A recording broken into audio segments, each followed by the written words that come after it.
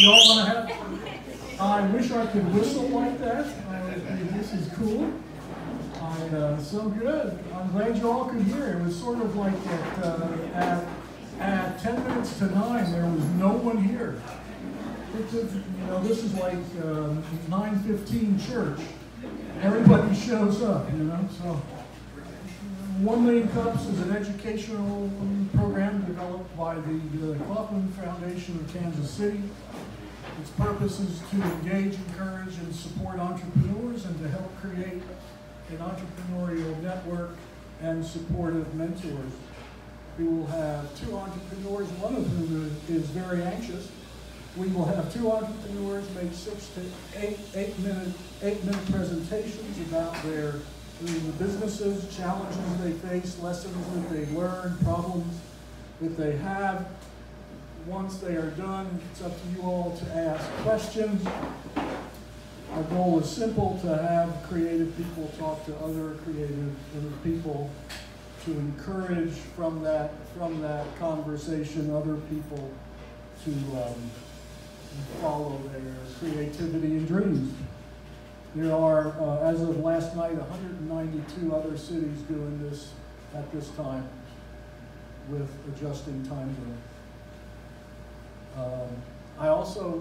This is something we do each time because she is absolutely wonderful. We'd like just to thank Susan Bates for all she does.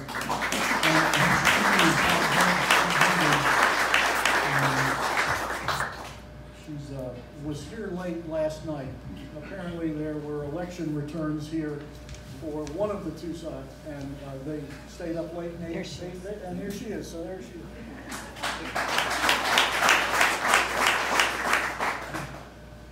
If you all would go to our Facebook page, if you see it, like us, friend us, and help us get the word out, that would be good. We have a new organizer who will be helping us, and that is John Waters, sitting here at the end of the bar. He will help us recruit, film, and whatever. So we have new folks today. Great. I'm glad you all are here. This is good. Our first presenter is Sarah Davidson of Simple Meals SSI. Please give her a round of applause. Good morning. Can you guys hear me? I know I'm not normally speaking with a microphone, so adjust me as we need to. Okay, so as Skip said, I'm Sarah Davidson. I have started Simple Meals. We make whole food casseroles for friends and families on the go. I know every table I think has a handout. It kind of outlines some things that are going on with us. We began, probably like most businesses, long before we actually started a business. My husband and I started changing our lifestyle and our diet a few years ago after we finished having kids. And so we followed a 6-week plan called the Maker's Diet. It involved cutting out all processed sugars and processed foods and eating whole foods and whole vegetables. And in that process, my husband is a former chef. And so we started making all these recipes and these meals. We started having groups in our home who we were helping walk through this process. And at the end of it, everybody would say, this is all great. We made progress. We lost weight. We're eating healthy. We have a better quality of life. But is there any way you guys could just cook for us? And we both kind of thought, well, yeah, that'd be great, but we have full-time jobs. We can't really do that for you. And so the idea of Simple Meals and creating whole food, easy casseroles for friends and families who are on the go was always in our mind, but we didn't really know how to do it. And then God kind of gave us a vision for our family of changing things, changing our reality, changing how the norm of what was going on in our home, what it could look like. And so I quit my job, and over the summer I got to be mom and just love all my kids. And then when school started again, we decided to launch Simple Meals. I had been meeting with David Lewis for several weeks and months before then, trying to figure out how this process would even begin, not having a business background. needed to have a commercial kitchen, which come to find out is a lot harder to find in Glynn County than I ever expected. And we are in the club on St. Simon's, and they had an empty kitchen. It had been empty for a year, and I kept asking them about it, and they kept saying, no, we don't want to let another business run inside our business. We want to do something with it. We don't really know what. And so at Thanksgiving, though, I said, I really think that we could be a really good fit. If you would let me bring my plan and bring some ideas, I think you guys would be really pleased with what we had. And so the week after Thanksgiving, and this is accolades to David Lewis, how well he prepared me for this meeting. We met with the club. I brought business plan. I brought all of our meal ideas. I brought all samples of everything, and they were just very pleased with it. And so between Thanksgiving and Christmas last year with 2 little kids, we launched Simple Meals. We were able to get permitting. We got a plan, and on the first week of January, we started cooking meals. And so that is kind of where we got started. We've now been in business since January. We launched, and we were doing around 250 servings a week of our meals. They come in single serving, 4 serving, and 8 serving sizes. The single servings can be microwaved. The 4 serving and 8 serving are best if they're baked. And the idea behind it is we value friends and families being able to sit around the dinner table. And everybody's gotten so busy that they are, hitting fast food or not being able to build that time to be able to sit with the people they care about face to face and have a quality relationship with healthy food. And so we have created these simple meals that are able to do that in the time that they would need to take showers or finish homework, and they can have dinner on the table and bring their experience home. So we launched, and we had around 250 meals. We kind of dipped during the summer, which I shouldn't say was going to be expected, but in hindsight, when everyone else is traveling, and we're not a tourist business, obviously, so our business kind of dropped. We've picked back up since the school year has started, and so that's been great. My biggest challenges right now, though, is a little bit of how to market, if you will, our business, and kind of where to aim it. I've gotten a lot of feedback about, you should do this, or you should do that, or you should do that. And obviously that's probably a challenge with a lot of new businesses, is trying to keep that narrow and keep it focused and focus on what is most important to us. And then the other obstacle is that essentially at the club we are a food truck. We have like 120 square feet, which a lot of restaurant people tell us, it's the best food comes out of small kitchens as long as it's efficient. Well, we're not very efficient in our equipment and in our space, and so I'm always looking for ideas on how to store, not necessarily the physical act of storing food, but how to make that rhythm better, because we really do struggle with, on days that I'm prepping, cooking, and bringing in and out ingredients, and keeping everything as organized as it should be. Let's see. I think those are 2 big questions that, the big question that we get asked all the time is why don't I know about this? How have I not heard about this? Currently, all of our advertising, if you will, is Facebook, friends and family. We really haven't paid for anything. We've done flyers, we've done events at some of the local schools. We've done just reach out tastings at the club that have been publicly advertised around through the club. And then that's it. And so, and then we are rebranding everything. The front is our new logo. We have an old menu and order form that are in there, and we're changing to a new menu and a new order form and logoing to try to help that be more professional.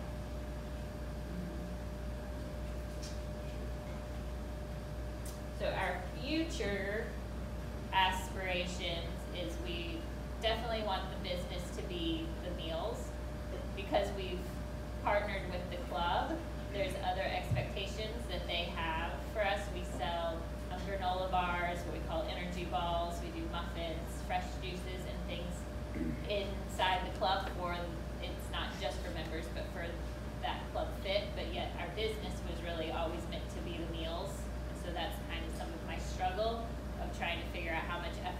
put into these things because we're in the club versus how to be a business owner working on my business. And then we're going to work on once the marketing is all done, we're going to begin paying for some sort of advertising. So I definitely would like to hear ideas on where to best put that. Yes, ma'am. So I've not been here before, I'm actually on the protocol. Am I allowed to ask you a question? Yeah, I guess so. I'm not sure either. Please go ahead. I have five points that are usually okay. So without any marketing at all, and by the way, I am a member of the club and I've seen you in there and I've seen some of yours and had no idea the depth of your concept. And I'm now interested where I learned so much before. You say casserole with me, I say so without any advertising or marketing so far, who has been your demographic? Who's your target market? Who's buying your stuff? So when we started, our target market was definitely like young families, the busy family who is running from activity to activity, wants a healthy dinner, and doesn't have the time to cook, prep, or prepare it. They can pre-order our meals as well as swing by and pick them up. Who's buying? I was going to say, but what we have found out, whether it be because of our location, we're pretty much 50-50 on young families, but the early retired has been a huge market for us. The couple who wants to eat well, but is done cooking. They've cooked for families, they've cooked for life. A lot of even the older retireds can get 2 meals out of our singles, so especially if they pair it with something else at home. And so we're at a really good price point at $8.50 for a single meal for an older adult. But our 4 servings are $30, and they're able to split it and freeze it or to eat for several days. But that's been a real big surprise to us. Well, the reason I ask is because that's not at all a surprise to me. So I'm a local caterer, but I cater, my niche is that I go to people's home and cook for them. And one of my favorite concepts has always been to cook meals for mom and dad. And my conversation has been, I'll come into your home or their home if you're not taking care of them, prepare a meal, and while they're eating it, prepare a handful of meals to leave for them. And it hasn't gone over near as well as I thought it should have. Yeah. Predominantly because they don't know how to let a virtual stranger into their house and manage their parents, who are kind of wacky, and some need their parents, some don't, blah, blah, blah. What they would prefer is what you're doing. Yes. So I see that as a truly untapped market, and you're already sort of in there because you're talking to the people who are now stuck with this dilemma. Yes. And they're the ones you want to market to anyway, because the old folks are kind of clueless. Well, I was going to say, we definitely have people who are in the gym and saying, I want it for myself. And we definitely have people who are saying, my parents are at Magnolia, wherever they're at, and I would like to give them. Or in my garage, you can't even bring them something. Yes. Yeah. 2 things. One, you mentioned the summer crowd. Have you thought about working with the real estate rental companies and such as that, because they would be able to maybe put that in their packet that they give to the client and maybe help you in the summer? Yes, sir. Okay. And then the other thing is, have you considered delivering? Well, we are not fully permitted for catering, and I don't know if that's different. That's one of my challenges is Department of Ag and Public Health and the non-overlap, different rules. We've gotten a lot of not difficulties, it's just a lot of hoops to jump through. And so we are not delivering at this point in time. You could use Uber. We had thought of, because whatever the island meals or whatever it's called, partnering with them. So when you order the meals, are they hot? No. So they are all pre-made. They're fully cooked.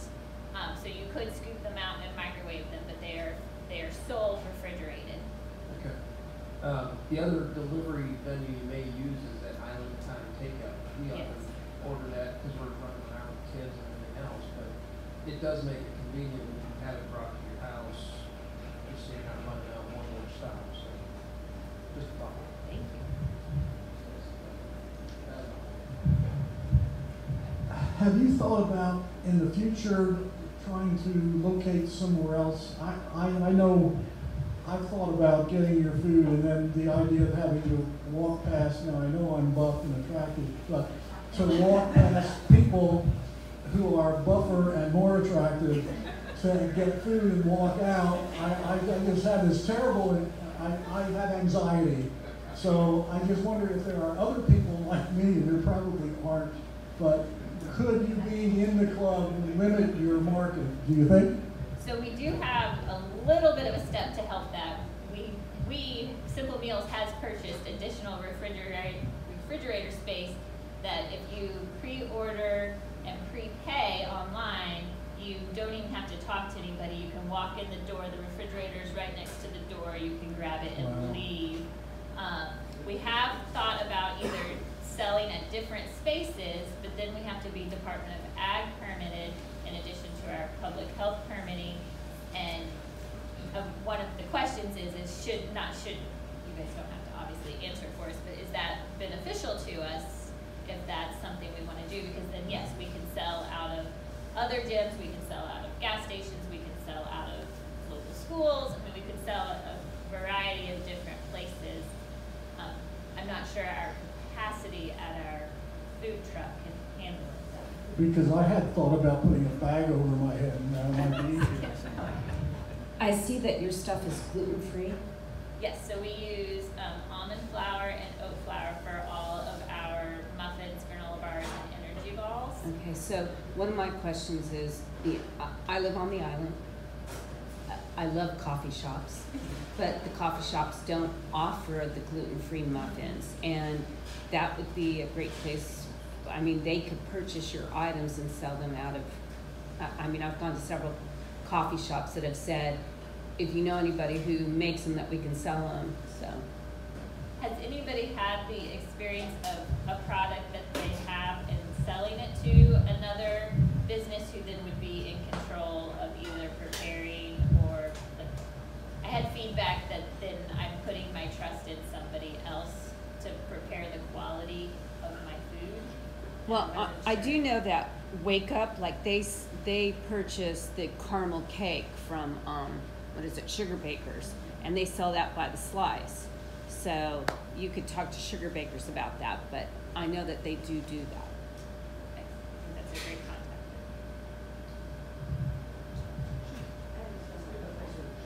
Do people prefer to buy food because it's healthy or because it's easy?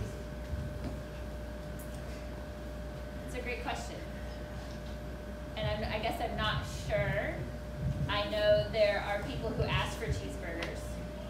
And then I know there are people who, the food that we're preparing, even though it feels normal to us, is a step in a healthier direction for them.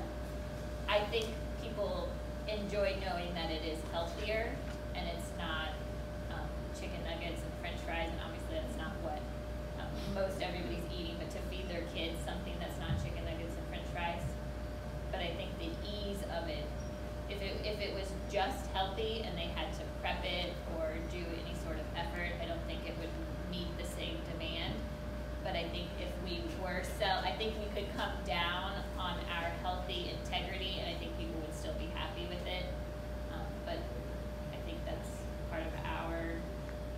I just asked because I would suspect it'd be a big part of your marketing message. You know, for instance, when you said Maker's Diet, you got my attention, but I know I'm probably a minority of sort of health. Not really, because I have a lot of friends that are always asking me, well, do they serve vegan? Do they serve gluten-free? We actually don't have enough advertisement in our restaurants to indicate whether they do or do not.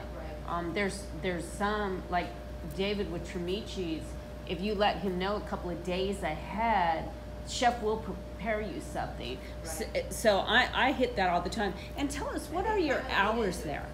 I know as a caterer, I get huge requests for, can you accommodate a diet for my diabetic mama and this, and my vegan, and my pescatarian, and I'm like, yeah. I was gonna say, many of our meals can be adjusted to be vegetarian. We can't be vegan, but vegetarian, or losing dairy.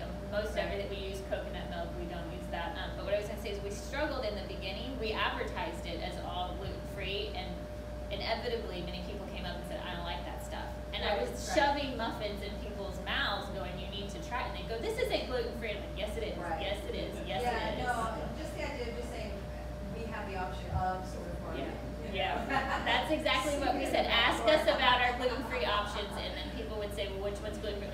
it and they'd go, really? Okay, great. I have a question about your marketing. I don't know how much photography you've done in your business yet.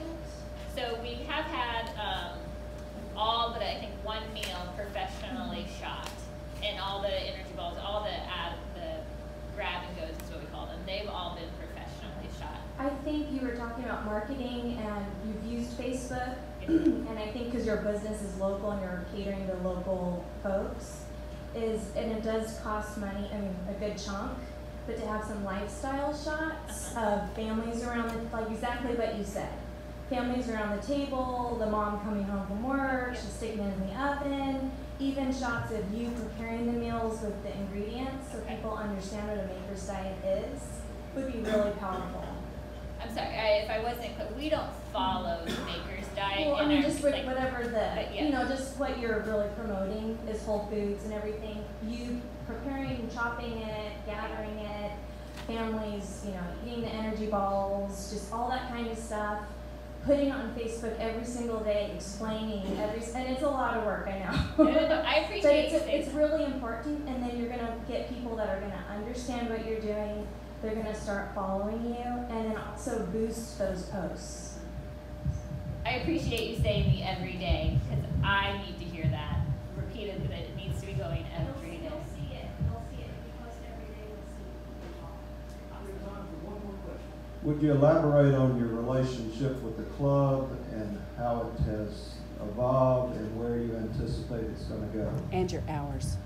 So my hours are, you can pick up your food anytime that the club is open from 5 a.m. to 9 p.m.